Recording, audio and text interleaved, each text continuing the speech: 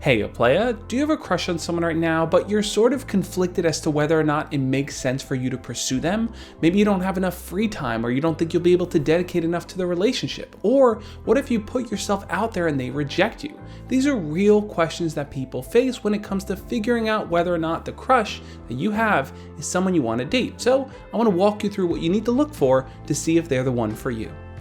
When it comes to finding a partner and figuring out if the two of you are compatible, what you really need to look for are commonalities. Now, commonalities don't just mean that the two of you have the same exact hobbies or like the same exact movies and TV shows. It could just be more broader. It could be that the two of you have similar goals in life. If you're someone that's working on being their best self, maybe you're trying to be more social, more outgoing, and just pursue the things that matter to you, does your crush operate on a similar level like that? Now, you may not know this right off the bat because you may not know your crush all that well, which is why it's important for you to take the time to get to know them. Talk to them, talk to their friends, try to discover more about their personality so you could see if the two of you fit. But let's be real here, not every single crush you have is going to be based on the fact that this is an awesome and genuine and inspiring person.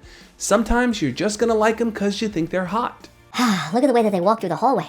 Look at the way that they sit at their desk. Have you seen this thirst trap? I mean, come on, why wouldn't you like her? Granted, the reason why you want to pursue your crush may differ, the fact still remains. As you get to know them better, you're going to start to learn more about their personality, and it doesn't matter if they're super attractive. You may find that you have nothing in common with them and it just doesn't make sense to be around them or talk to them or even invest time in getting to know them.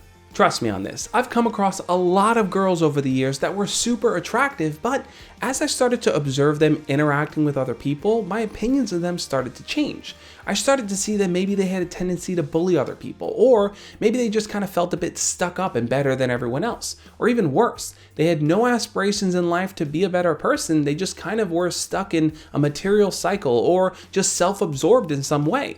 I realized that wasn't the kind of person I wanted to invite into my life. As someone who was trying to work on being their best self and just improve the relationships they had with other people, this person just wasn't going to help me do that. If the person you like lacks the qualities of kindness, generosity, and an overall willingness to be understanding towards others, do not invite them into your world. You deserve so much better than that. I know you may think they're cool and popular and attractive, but trust me, in the long run, you're going to benefit more from not being with them. That aside, let's assume that they are attractive, they are kind, and they are just overall an awesome person that you really want to get to know better because you have a deep admiration for them. How do you make time in your life to pursue them? How do you kind of fit that in? And how do you do it without getting hurt?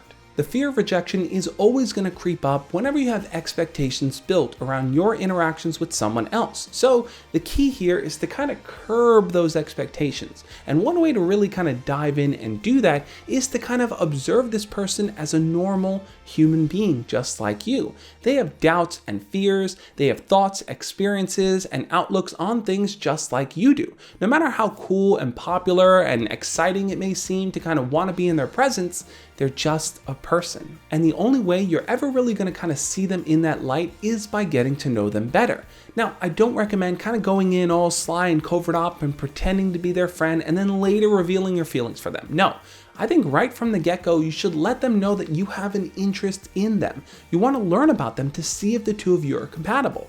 That's where the flirting comes in, that's where the complimenting comes in, that's where asking them out comes in as well. If you kind of leave those pieces out of the equation, yeah, you're going to get friend zoned and you're going to end up meeting those horrible feelings of rejection that you were trying to avoid in the first place. So be authentic and show them that you like them, and that's your main goal in getting to know them better.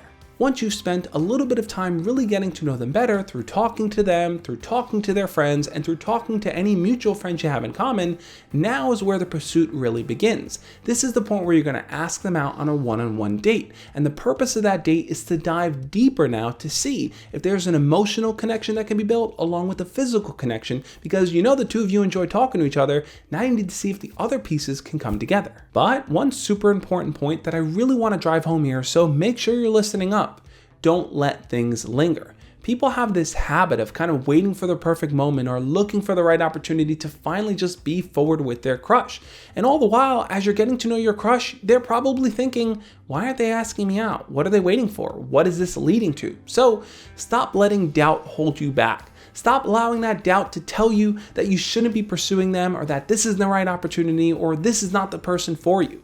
Crush that doubt, crush that negativity, and actually go for it, because the learning that you're going to gain from this experience is so much more valuable than the thought and hope and waiting and curiosity that you're going to have if you never do it. And if you feel like you're ready to go for it, but you just don't know where to start, I'm going to link up a video for you that's going to tell you exactly how to begin talking to your crush. I want to give a huge shout out to my patrons, YouTube channel members, the people that support this channel. And what I want you to do now is check out the video over there on the side. That video is going to walk you through starting that first conversation, what to say, and how to take it to the next level so you can have more conversations in the future. Check it out, and I'll catch you next time. As always, love and peace.